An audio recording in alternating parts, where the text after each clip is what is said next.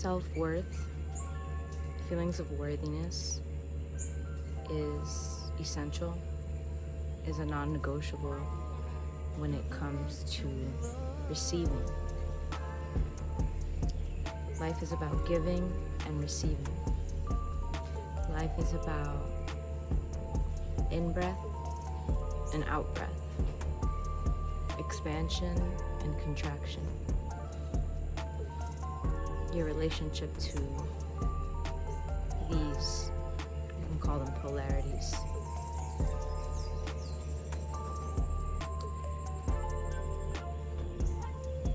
And in that, worthiness, feelings of worthiness, genuine worthiness, is something that you must receive from within.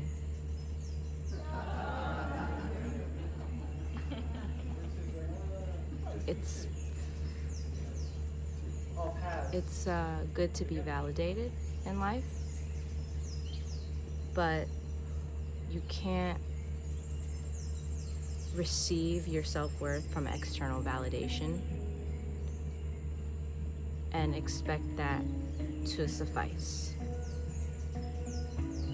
I do believe that validation, external validation, is necessary. It's also a necessary part of this experience. Although, when it comes to self-worth, you have to be able to identify if the feelings of worthiness that you are experiencing is in fact coming from within. So you can't receive feelings of worthiness because of the things that you've acquired, because of the things that you've done, because of the connections that you might have, achievements, anything outside of you,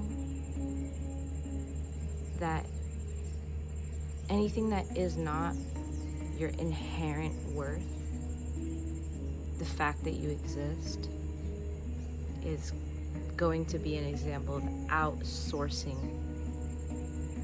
your self-worth. And it's almost counterintuitive. Like, we're taught that we have to work so hard to be able to be worthy, and that if we're not working hard, then you shouldn't have any results. Work is a part of the equation, but that is not the true mark of self-worth. And in order to give and receive, you have to meet that mark, the true mark of self-worth. You will expand your ability to receive. You will go beyond that plateau that you may find yourself in when you learn how to master feeling worthy from within.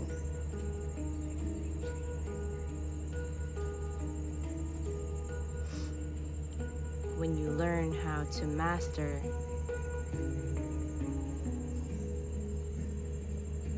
knowing where you currently are in relationship to self-worth, to outsourcing it, to external validation, all of these things.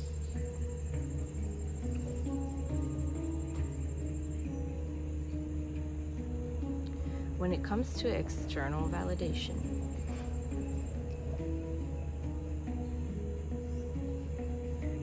this is the territory that you get into when you become a people pleaser.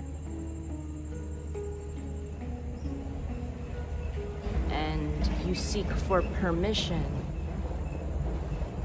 to do that which you feel inwardly called to do. You're not having your own autonomy, and you're asking for other people to tell you that it's okay to do what you wish to do. That is a form of people pleasing. You must be able to be in an experience. Have you ever been in an experience, a conversation, an event or something, and you want to leave. You don't want to be there any longer.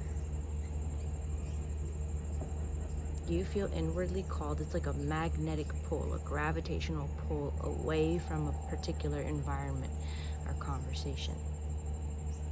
Not because it's unpleasant or you're not enjoying yourself, but because it's natural. It's naturally occurring. There's so many bugs right now. And yet, you stay one more minute. You keep mentally rehearsing. 1 more minute, 30 more seconds, 5 more minutes, 5 more minutes, 5 more minutes. As all of these increments of 5 minutes pass, the entire time you want to go, you want to hang up the phone, you want to move on with your day, you want to do all these things, but you're not doing it. This is a result, this behavior is a result of being a people pleaser, of not wanting to let people down, not wanting to make people feel bad.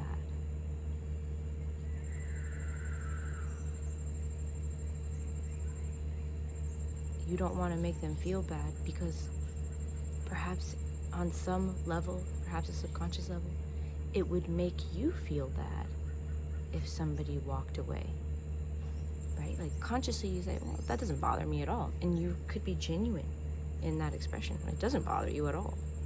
But subconsciously, you still have the remnants of this energy of feeling bad, of making another person feel bad, or you yourself feeling unworthy, that something's wrong with you, that you're flawed, and that's why another person wants to walk away. It is very detrimental to have that remnant inside of you.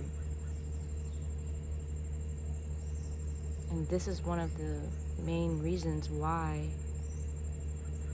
we feel validated through external means.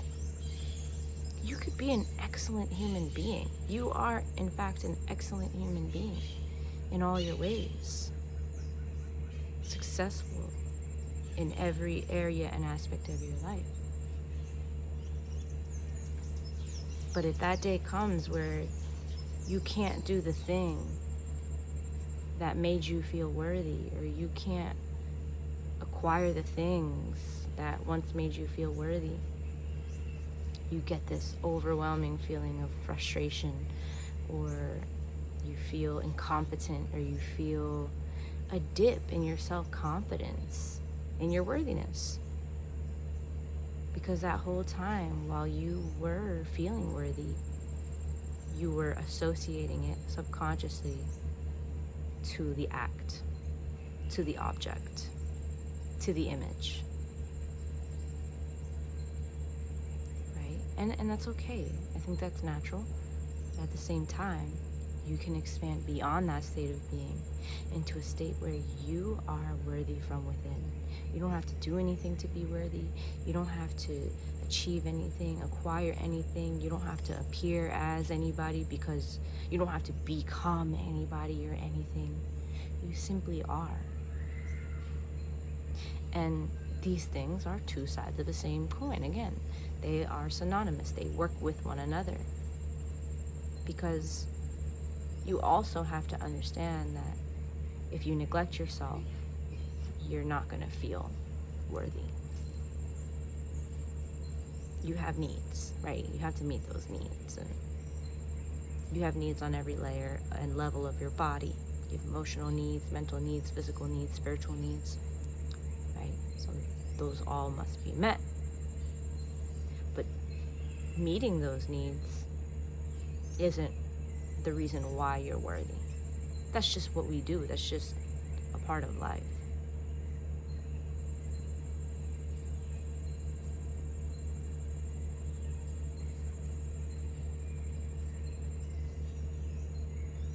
Start to practice meeting your needs, showing up 150%, right?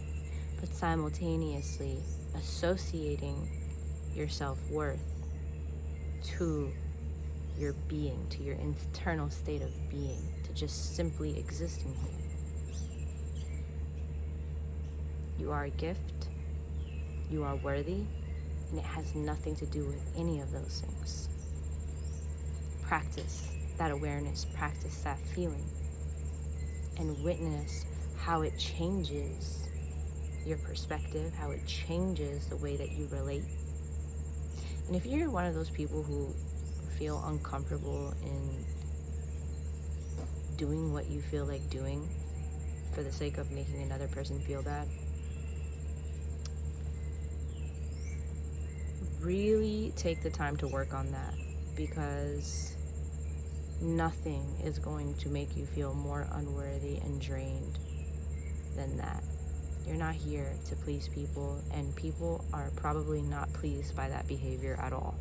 You're not helping anybody. You're not pleasing anybody in doing that. So the purpose, the reason why you do that, you're failing in trying to do that for that reason. So, and stay far away from people who make you feel like you have to do that or make you feel bad. Those are not your people. We breathe in harmony. 3, that's you.